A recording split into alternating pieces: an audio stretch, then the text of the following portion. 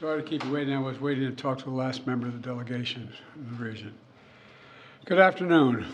Before I leave for North Carolina, which I'm going to do in a few minutes, I want to speak briefly about the terrible incident and accident that happened in Baltimore this morning. At about 1:30, a container ship struck the Francis Scott Key Bridge, which I've been over many, many times commuting from the state of Delaware, either on a train or by car. I've been in Baltimore Harbor many times. And the bridge collapsed, sending several people and vehicles into the water, into the river. And multiple U.S. Coast Guard units, which are stationed very nearby, thank God, were immediately deployed along with local emergency personnel.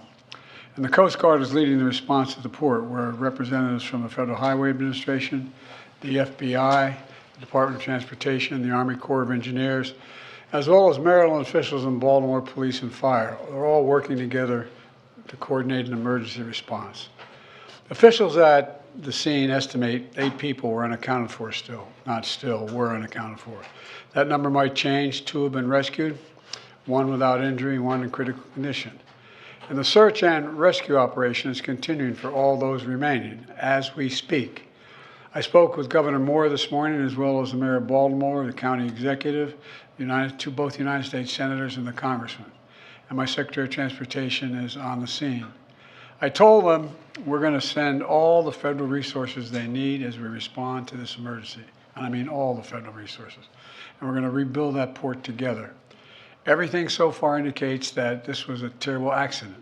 At this time, we have no other indication, no other reason to believe there's any intentional act here. Personnel on board the ship were able to alert the Maryland Department of Transportation that they had lost control of their vessel, as you all know and reported. As a result, local authorities were able to close the bridge to traffic before the bridge was struck, which undoubtedly saved lives. And our prayers are with everyone involved in this terrible accident and all the families, especially those waiting for the news of their loved one right now. I know every minute in that circumstance feels like a lifetime. You just don't know. It's just terrible. We're incredibly grateful for the brave rescuers who immediately rushed to the scene, and to the people of Baltimore who want to say, we're with you. We're going to stay with you as long as it takes. And like the governor said, you're Maryland tough, you're Baltimore strong, and we're going to get through this together. And I promise we're not leaving. Here's what's happening now. The search and rescue operation is our top priority. Ship traffic in the Port of Baltimore has been suspended until further notice, and we'll need to clear that channel before the ship traffic can resume. The Army Corps of Engineers is on the spot and is going to help lead this effort to clear the channel. The Port of Baltimore is one of the nation's largest shipping hubs, and I've been there a number of times as a senator and as a vice president. It handles a record amount of cargo last year. It's also the top port in America for both imports and exports of automobiles and light trucks. Around 850,000 vehicles go through that port every single year, and we're going to get it up and running again as soon as possible. 15,000 jobs depend on that port, and we're going to do everything we can to protect those jobs and help those workers. The bridge is also critical for travel, not just for Baltimore, but for the Northeast Corridor.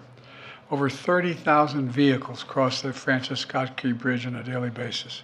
It's virtually, it's one of the most important elements for the economy in the Northeast and the quality of life.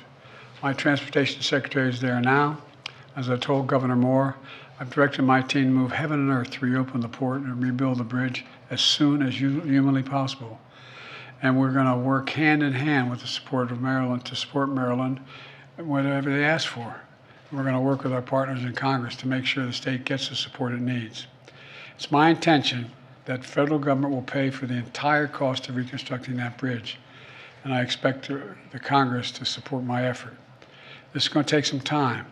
The people of Baltimore can count on us, though, to stick with them at every step of the way until the port is reopened and the bridge is rebuilt.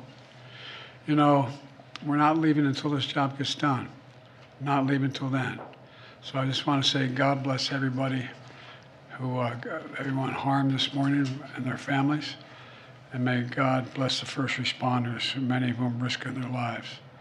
And the reason I'm not going to take a lot of questions, there's remaining issues that are open that we got to determine what's going to happen in terms of the rescue mission and the like. But Do you plan to go to Baltimore, sir? And if so, how quickly? I do, and as quickly as I can. That's what You said the federal government's also going to pay for the repairs. I'm just curious. This was a ship that appears to be at fault. Is there any reason to believe that the company behind the ship should be held responsible? And then also, you that mentioned could be, but we're not going to wait till that happen. We're going to pay for it to get the bridge rebuilt and opened. What did you make of Israel's decision not to attend this meeting this week? Oh, I don't want to get into that. We're I'll going have plenty of Rafa. time to talk about Rafa. You mentioned the port. The port. Can I ask about cars? About the port. Thank you, President. Thanks, everyone. Thanks, everyone.